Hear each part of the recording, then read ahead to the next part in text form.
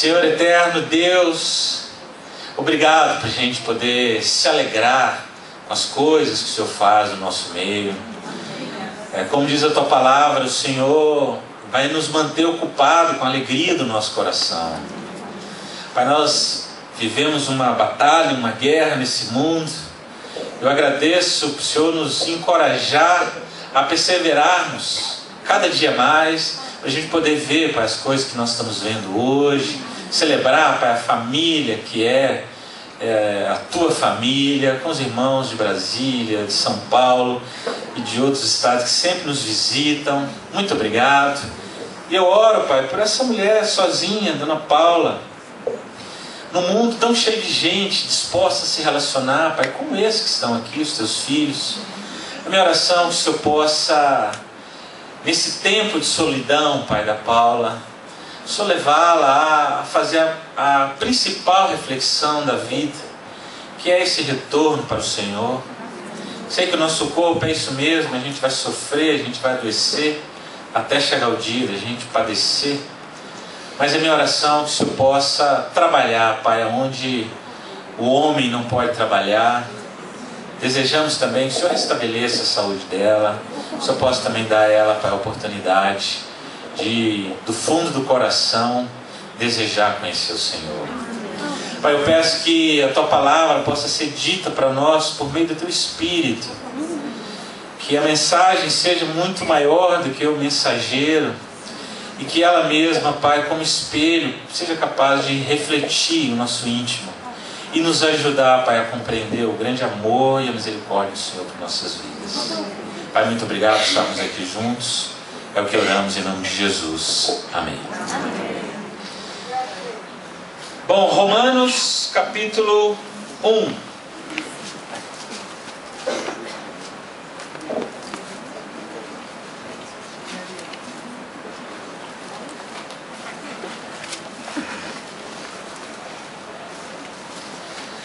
Bom, não posso deixar de dizer que nosso Réveillon já está chegando. E como foi falado no culto da semana, você procura aí seu líder de setor, você procura o Djalma lá no norte, o Fábio no centro, o Anderson não, nos solteiros é o Denver, né? O Cícero nos solteiros e jovens, não é isso? Para você comprar aí seus convites, que a festa só está começando, meu irmão. Bom, o livro de Romanos por si só já é um livro espetacular, porque é um livro de uma expressão do amor de Deus singular. Qualquer pessoa que estuda o livro de Romanos, ele percebe que esse é um livro diferenciado. Paulo, ele se expressa aqui de uma forma bem profunda a respeito, né, do amor de Deus, do amor dele ao povo dele e tudo mais. E nós vamos ler aqui no capítulo 1, a partir do versículo 18, uma coisa extremamente profunda que Paulo quer nos dizer como igreja. O contexto aqui, ele está fazendo um relato dos gentios, aqueles que não eram judeus, aqueles que não estavam ligados com Deus. No versículo 18 ele diz assim: portanto a ira de Deus é revelada dos céus contra toda impiedade e injustiça dos homens, que suprimiram a verdade pela injustiça. Pois o que de Deus se pode conhecer é manifesto entre eles, porque Deus lhes manifestou. Pois desde a criação do mundo, os atributos invisíveis de Deus, seu eterno poder e sua natureza divina, têm sido vistos claramente, sendo compreendidos por meio das coisas criadas, de forma que tais homens são indesculpáveis, porque, tendo conhecido a Deus, não o glorificaram como Deus, nem lhe renderam graças, mas os seus pensamentos tornaram-se fúteis, e o coração insensato deles obscureceu-se. Dizendo-se sábios, tornaram-se loucos, e trocaram a glória do Deus imortal por imagens feitas segundo a semelhança do homem mortal, bem como de pássaros, quadrúpedes e répteis. Por isso Deus os entregou à impureza sexual, segundo os desejos pecaminosos do seu coração, para a degradação do seu corpo entre si. Trocaram a verdade de Deus pela mentira, e adoraram e serviram as coisas e seres criados, em lugar do Criador, que é bendito para sempre. Amém. Por causa disso, Deus os entregou às paixões vergonhosas. Até suas mulheres trocaram suas relações sexuais naturais por outras contrárias à natureza. Da mesma forma, os homens também abandonaram as relações naturais com as mulheres e se inflamaram de paixão uns pelos outros. Começaram a cometer atos indecentes, homens com homens, e receberam em si mesmos o castigo merecido pela sua perversão. Além do mais, visto que desprezaram o conhecimento de Deus, Ele os entregou a uma disposição mental reprovável, para praticar o que não deviam. Tornaram-se cheios de toda sorte de injustiça, maldade, ganância e depravação. Estão cheios de inveja, homicídio, rivalidades, engano e malícia. São bisbilhoteiros, caluniadores, inimigos de Deus, insolentes, arrogantes e presunçosos. Inventam maneiras de praticar o mal, desobedecem a seus pais. São insensatos, desleais, sem amor pela família, implacáveis. Embora conheça o justo decreto de Deus, de que as pessoas que praticam tais coisas merecem a morte, não somente continuam a praticá-las, mas também aprovam aqueles que a praticam. Bom, em toda a Bíblia, eu acredito que não é possível se encontrar um relato tão detalhado como esse que Paulo faz acerca de um homem distante de Deus. O contexto aqui é dos homens que não acreditam em Deus. E Deus fala para eles que eles são indesculpáveis, porque o que se pode conhecer de Deus é manifesto por meio de sua criação. Então, o homem não pode dizer, Deus não existe.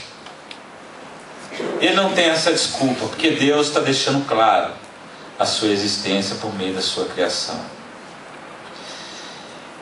E aqui Paulo está falando de uma forma séria a respeito de uma vida longe de Deus.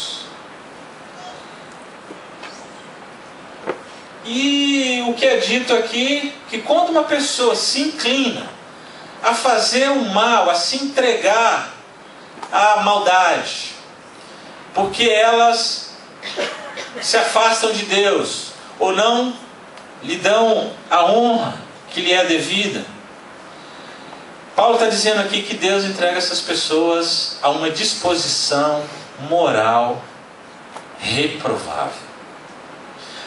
Há umas semanas atrás a gente falou sobre isso. O que é uma disposição moral? Bom, o que a gente falou foi o seguinte, que nós tendemos para os extremos, lembra? E que as virtudes não estão nos extremos, elas estão aonde? No meio termo. Então a gente deve fugir dos excessos e da falta. E as disposições morais são justamente aquelas que você adquire pela prática.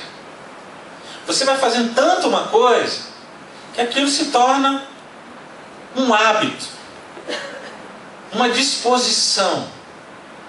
Você não precisa nem de pensar em fazer, porque você já faz automaticamente. Você não precisa de decidir, você já faz como algo naturalizado na sua vida. E as disposições, ela tem um lado bom. Por exemplo, tem gente que por tanto zelar por fazer as coisas de forma organizada, se tornaram pessoas organizadas. Tem gente que você pode ir na casa dela, você abre o guarda-roupa e você fala, uau! Não é o caso de nenhum de nós aqui. Não, deve ser, é o caso de alguém.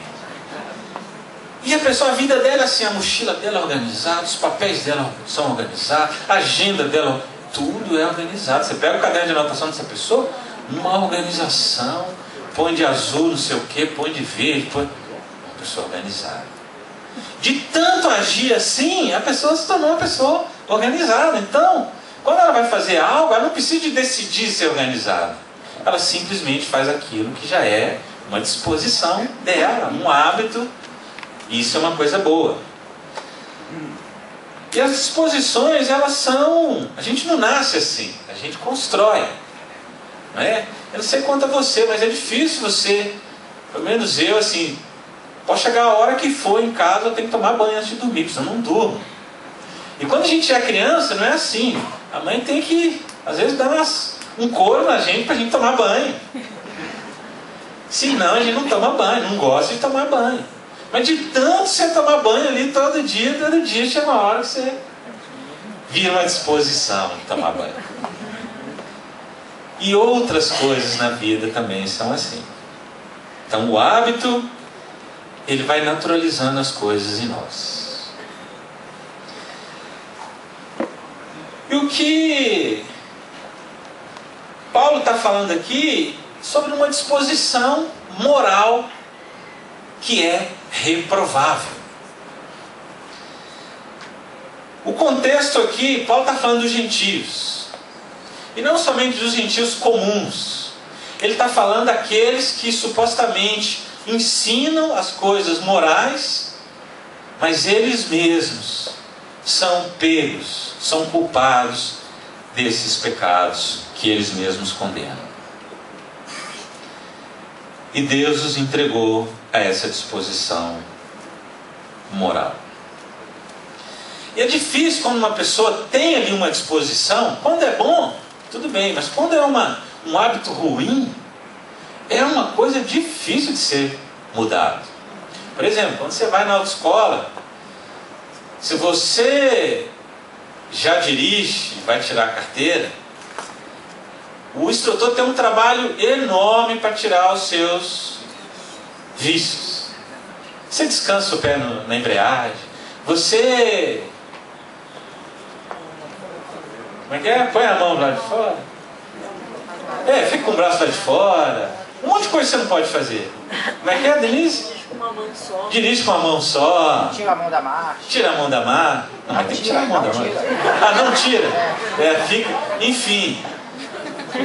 E aí você o instrutor chega para você e fala, olha, tira o pé da embreagem. Você vai e tira.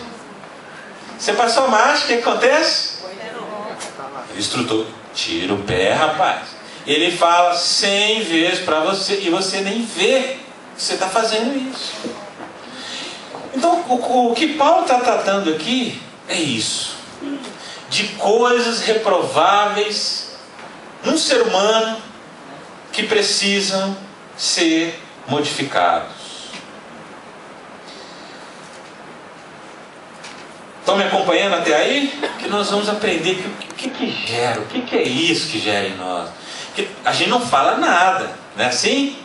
A pessoa arrasta um negócio, não sei lá, sacola, pisa no seu pé, não sei o que. A gente não fala nada. Mas por dentro a gente quer matar. Então nós vamos entender o que é isso que está em nós e que Paulo põe aqui no relato, que é uma disposição moral reprovável. Bom, eu li aqui uma série de coisas que Paulo fala, mas eu não vou falar de todas elas, eu vou falar uma aqui, se der tempo eu falo de 3. Versículo 29. Tornaram-se cheios de toda sorte de injustiça, maldade, ganância e depravação. Estão cheios de inveja, homicídio, rivalidades, engano e malícia. São bisbilhoteiros. Bom, eu vou começar aqui a falar de uma palavra chamada malícia. Você sabe o que é malícia? Alguém sabe? Fala, Cícero. Pensar mal das coisas. Pensar mal das coisas. Eu acho que é olhar as coisas com maldade. Olhar as coisas com maldade. Tentar tirar vantagem das coisas. Tentar tirar vantagem das coisas. Alguém mais se aventura? Caluniar as pessoas. Caluniar as pessoas. Bom, eu queria pedir aqui a Bruna. Na verdade, a Bruna tem feito um excelente trabalho. Você acha que é fácil ficar nesse computer aqui com a pressão dos pregadores aqui para fazer isso e aquilo, né, Bruna? Não é moleza, não. Malícia. Então nós vamos ver algumas definições do que é malícia. A primeira definição. Bom, primeiro aqui é a palavra no original grego que está escrita aqui, usada por Paulo, que é kakoeteia, que significa uma inclinação natural ao mal. Então Paulo aqui está falando de uma pessoa que tem uma inclinação natural, né? Uma disposição para o mal. Ela faz o mal pela tendência de fazer o mal. Então essa é a palavra que significa malícia. Então agora a primeira definição dada por Aristóteles, se não me engano. Não, ainda não é Aristóteles. Então, essa palavra, ela significa o espírito que dá a todos o pior sentido às coisas. À medida que a gente for lendo, nós vamos entender mais o que isso quer dizer. Próxima definição, agora de Aristóteles. O espírito que sempre supõe o pior a respeito de outras pessoas. Então, essa coisa, a gente sempre pensar o pior. Isso é malícia. A gente tem duas coisas para pensar: o bom e o ruim. E a malícia está justamente em sempre pensar o pior. Tem um poeta grego chamado Plínio, que ele define como malignidade de interpretação. A senhorinha lá que passando, arrastando a sacola lá dentro do ônibus, essa mulher está cega. Será que não está vendo que eu estou aqui? Por que não anda com cuidado? A gente nunca pensa. Gente, será que essa mulher está precisando de ajuda? Que ela está sem equilíbrio aqui dentro do ônibus? Será que eu posso fazer alguma coisa para ajudá-la? A gente não pensa. É uma malignidade de interpretação. A gente interpreta para o mal. É o próximo. Esse aí é um cara chamado Jeremiah Taylor. É um pensador. Ele diz o seguinte: que é uma degradação de natureza, pela qual tomamos as coisas pelo lado mal e expomos as coisas sempre no pior sentido. Então Paulo está falando de um tipo de pessoa que é esse aí, que ela só vê o lado mal das coisas. Ela tem uma disposição de ver o lado mal, a coisa da pior maneira possível, todo o tempo. E isso se dá o nome de malícia. Se a gente for fazer uma investigação profunda, a gente pode perceber que isso aqui é um pecado muito comum dos seres humanos. O problema é quando isso se torna uma disposição. De cada vez que acontece uma coisa, você pensa o lado ruim. Estava conversando com uma irmã semana passada, estava me contando um caso, que a pessoa chegou no posto de gasolina para encher o tanque, e o frentista estava lá conversando, não sei com quem. E ela lá parada, esperando, e o que está acontecendo? Eu estou aqui para encher o tanque e o cara não vem aqui encher. Aí depois de um tempo, o frentista chegou lá, explicou para ela que o posto tinha sido assaltado, que ele estava lá resolvendo a situação. E ela falou: nossa, não sabia. Ficou até constrangida pela situação. Eu vi também uma outra história que uma mulher tinha ido comprar pães, e ela pegou os pães ali e foi lá no caixa pagar sem pesar os pães. E aí ela se lembrou que tinha um outro, tinha que pegar outros pães. Aí foi lá, pegou os pães, deixou aquele saco de pães lá, aí voltou para pesar os outros pães que ela buscou. E aí chegou um rapaz, estava pesando lá, ela pensou, gente, mas eu estava na frente, vai pesar os pães aqui na minha frente? Aí depois, ó, estou aqui entregando os pães, esses pães é da senhora, a senhora esqueceu de pesar.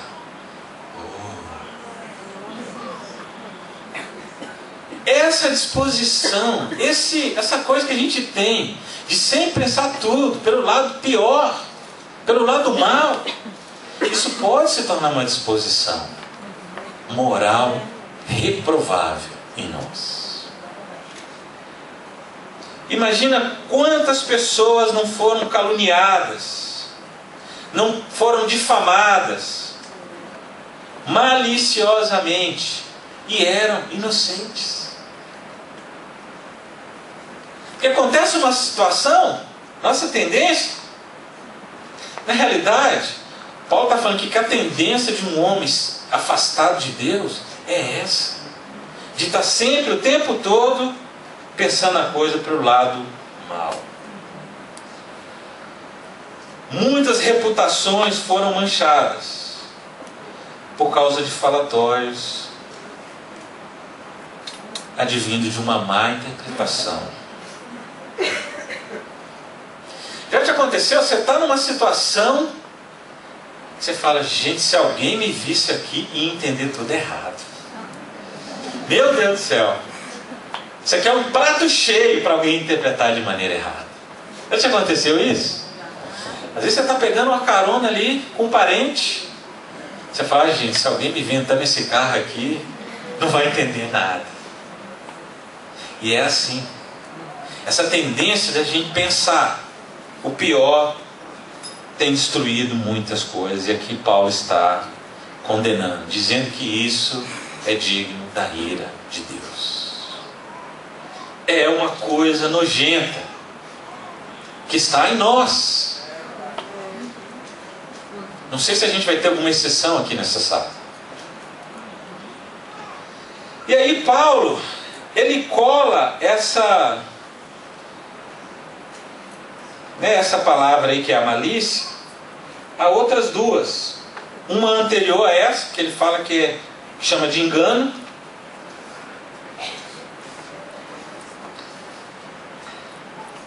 E posteriormente ele usa uma outra palavra que é bisbilhoteiro, que nós vamos ver aqui a origem dela no grego. Então, primeiro essa palavra, engano. O engano aqui não é aquela pessoa, não é o auto-engano. A palavra que Paulo usou aqui é uma palavra chamada dolos. Talvez uma palavra mais conhecida nossa, que diz respeito, a gente a ouve muito comumente quando vai falar de homicídio doloso. Alguém sabe o que é o homicídio doloso? Hã? Fala pra fora.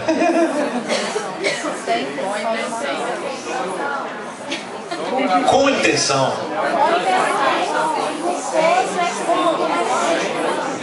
Então, o dolo é o engano com... É o homicídio doloso, é o homicídio que você fez com a intenção mesmo de fazer. E essa palavra que Paulo está usando aqui, ela era comumente usada para referir a falsificação de metais.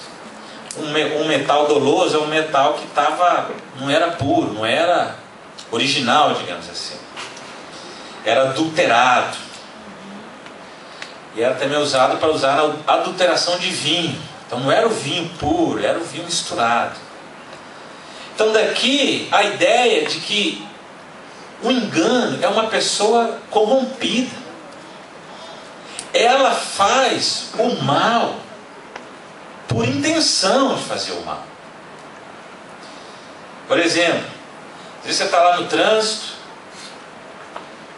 na faixa da esquerda, e tem um sujeito lá que não anda. Você querendo andar. E o sujeito não anda, você vai, corta ele pela direita e para na frente dele só para dizer: seu mole. É isso que eu estou querendo te dizer. Que raiva que você não anda. É assim mesmo. Isso acontece comigo. Você faz com a intenção mesmo, má, de fazer o mal. E assim é nas outras esferas da nossa vida.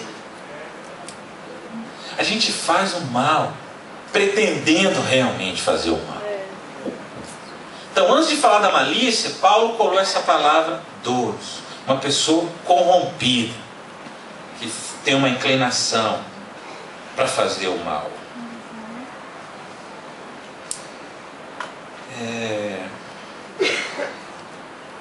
Dolos descreve a qualidade do homem que tem a mente retorcida. O homem que não pode agir de uma maneira reta. Então, essa é uma palavra forte que Paulo usa aqui. E seguida a essa, ele usa uma outra palavra, que aqui foi traduzido como bisbilhoteiros, no final do 29, que é de uma palavra grega que são duas palavras, que eu nem sei pronunciá-las aqui, que traz uma ideia de murmurador. Em outras traduções você vai achar murmuradores. O que é murmurador? É aquela língua venenosa. Mas, como tem duas palavras aqui para identificar o murmurador, uma delas diz respeito àquela pessoa que fala mal na frente, que tem uma língua ruim, mas fala na frente. E a outra que significa murmurador, que é aquela língua maliciosa que fala ali nos ouvidos de outros.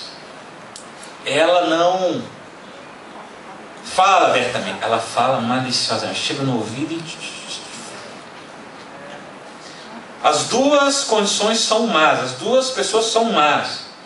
Mas esse murmurador é perigoso, porque a pessoa que é difamada, ela não tem como revidar, porque não chega até ela, é por detrás. Paulo coloca essas coisas numa lista indigna de seres humanos viverem. Mas essas coisas são tão comuns, são pecados tão comuns em nós, e ao mesmo tempo são tão horríveis. Quem aqui nunca fez um murmúrio? Murmúrio? Quem aqui nunca teve essa malícia de fazer uma interpretação ruim do que se vê? Quem nunca aqui agiu de forma maliciosa para prejudicar uma pessoa? E por que isso está aqui? Porque para os gentios, por mais que eles tinham lá os filósofos, os poetas para ensinarem, eles continuavam praticando essas coisas. Aí vem Paulo e traz essas coisas, põe um espelho para nós, para a gente dar uma olhada dentro de nós. O tamanho da maldade que está dentro de nós, que é fruto do afastamento de Deus. Por um lado, no que diz respeito aos gentios, e que é digna de misericórdia de Deus para aqueles que aceitaram a mensagem do Evangelho. A ponto de a gente chegar diante de Deus e implorar: Deus, olha o lixo que eu sou, que eu estou vendo que eu sou, que eu sei que eu sou. Como o Senhor pode me amar do jeito que o Senhor me ama? Meu Deus do céu. Essa é a graça de Jesus. que olha para nós, e olha que eu falei de 3 aspectos, não falei dos outros. A gente chegar diante de Deus e falar: meu Deus do céu, olha o que eu virei. Eu preciso que o Senhor me ajude. Eu preciso de tirar essas coisas da minha vida. Eu preciso deixar de ser esse tipo de pessoa. Que coisa horrível está instalado na minha vida. Mas se isso é uma disposição moral reprovável, nós precisamos de construir uma disposição mental, moral, aprovável. Se a gente constantemente tem essa tendência de pensar só o pior, só o mal das pessoas e de tudo, a gente precisa começar a exercitar, pensar bem, sempre. O cara passou ali, jogou água, você estava na calçada, o cara passou numa poça e jogou água em você. Deixa eu pensar, será que esse cara me viu? Será que ele também não se surpreendeu com a poça? Também não viu a poça? Semana eu estava no ônibus, aí a mulher deu sinal e o ônibus, como se diz, janelou ela. E aí a mulher que estava do meu lado, ela abriu o verbo, né? Ah, mas esse motorista, isso assim, assado. Aí eu preferi não responder. Mas eu fiquei pensando, eu também estou treinando. Bom, será que ali era ponto? Podia ter perguntado para ela, a senhora sabe se ali era ponto? Isso é uma pergunta. A segunda pergunta, a senhora sabe se ela deu o sinal em tempo hábil que dá para o motorista parar? Era uma outra pergunta. A terceira pergunta, a senhora sabe se o motorista viu ela ali no ponto?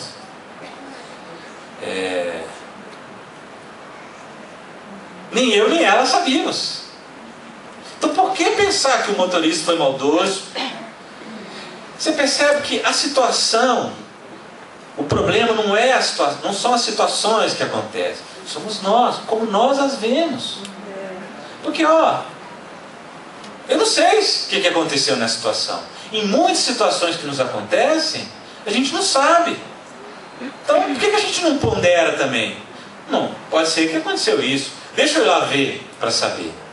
Que você vai se surpreender o quanto os nossos julgamentos são equivocados a maior parte do tempo. E o problema é a nossa malícia. E aí se a gente começa a pensar o contrário, não, tem uma coisa boa aqui, não, pode ser isso, pode ser aquilo. É isso que a gente precisa. Começar a construir uma outra disposição, um outro hábito. Mesma coisa do engano, do desejo de fazer o mal, sabendo que é mal. Na hora que isso nos acontecer, seja com o seu marido, seja com o seu esposo, com o seu filho, no trabalho, etc., você fala: gente, isso é o mal. Se eu optar por não fazer o mal, não, vou fazer o bem. Ou eu estou achando que ele está mole aqui na minha frente, bom, ele não é obrigado também a correr o tanto que eu quero que ele corra. Se eu não quiser ficar aqui atrás dele, eu posso passar para outra faixa, eu posso. Não vou fazer o mal a ele. Exercitar, ter uma nova disposição. E os murmuradores, mesma coisa. Você pode ver que depois dos murmuradores, Paulo coloca os caluniadores. Então, o murmurador é esse, o que fala ali escondidinho, no ouvido, para ninguém ficar sabendo. E o caluniador, ele já fala com mais. O ponto é, nós precisamos da graça de Deus para nos suportar de tanta maldade que tem dentro de nós. E não é porque a gente se tornou um discípulo que nós estamos bonitinhos. Jesus falou isso para os fariseus: diante do povo vocês são mas por dentro estão cheios de hipocrisia e de maldade. Você imagina, quanto mais a gente consegue conhecer acerca da justiça, acerca daquilo que é certo, você tem mais motivo para você pensar, ele está fazendo errado. Está errado. Você não pode. Por dentro nós somos assim. Maus. E às vezes parece que a gente esquece que nós somos maus. Parece que a gente ficou bonzinho, que a gente se tornou um cristão. E isso deve servir para a gente começar a conhecer um pouco mais da graça de Deus. Isso está me fazendo ver o tanto que eu careço da graça de Deus. Você cometeu um mal, você fala, Deus, meu Deus do céu, me perdoa. Olha o que eu sou. Me aceita do jeito que eu sou. Nem eu já estou me suportando com essas coisas nojentas que eu faço. Eu preciso de sua graça, preciso compreender que o Senhor me aceita, que o Senhor me ama, mesmo assim. Essa é a grande questão. A gente ter a Bíblia como um espelho para nos mostrar o que somos, para a gente começar a reconhecer aquilo que Deus é por nos amar, aquilo que Jesus é por ter tanta paciência e misericórdia conosco. Tem nenhum bonzinho aqui não. Paulo falava isso, eu sou o pior. Quem dera a gente começasse a compreender tanto de nós, para a gente falar, meu amigo, eu não sou flor que se cheire não. Cuidado comigo. Mas a coisa que mais Paulo falava era sobre a graça de Jesus sobre ele. Então, irmãos, tudo isso eu estou dizendo para chegar nessa conclusão, que nós carecemos de fato da graça de Deus para nos suportar, para nos amar, para nos fazer aceitos por Ele, por causa de Jesus Cristo. Eu não sei qual a condição de vida que você está vivendo hoje, mas a mensagem para você hoje é para que você conheça a palavra de Deus, que alista esse tipo de gente terrível como eu e você, e que abre diante de nós a única esperança dada aos homens de serem aceitos por Deus, que vem por meio do Evangelho. Quer estudar a Bíblia e saber como você, sendo do jeito que você é, você pode ser recuperado por graça de Deus. Que Deus nos ajude nas nossas maldades e que a gente construa novas disposições que sejam capazes de agradá-lo. Amém? Amém.